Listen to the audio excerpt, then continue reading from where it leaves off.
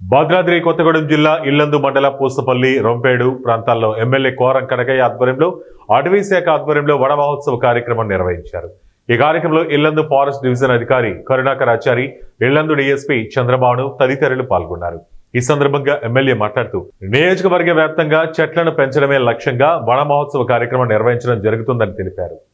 మరి అటవీ శాఖకు సంబంధించినటువంటి అధికారులందరితో వనమహోత్సవ కార్యక్రమాన్ని పెద్ద ఎత్తున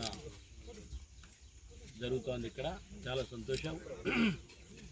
గిరిజన ప్రాంతాల్లో, గిరిజన గూడాల్లో ఒక్కడే చెప్తారు గిరిజనులందరూ కూడా, ఎవరు కూడా అడవులు కొట్టకుండా గతంలో ఏదైతే అడవులు కొట్టారో వాటితోటే సర్దుకునే విధంగా ప్రతి ఒక్క గిరిజన రైతు, గిరిజన కుటుంబాల్లో ప్రయత్నం చేయాలి.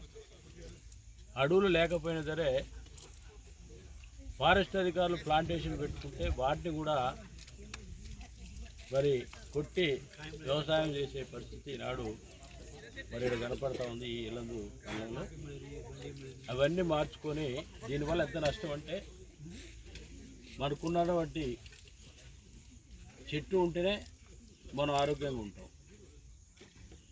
చెట్టు మనిషి సమానమే కాబట్టి చెట్టును కొట్టే విధానం బంద్ చేసి చెట్టును పెంచే విధానం నేర్చుకోవాల్సిన అవసరం రైతాంగానే ప్రతి ఒక్క మనిషికి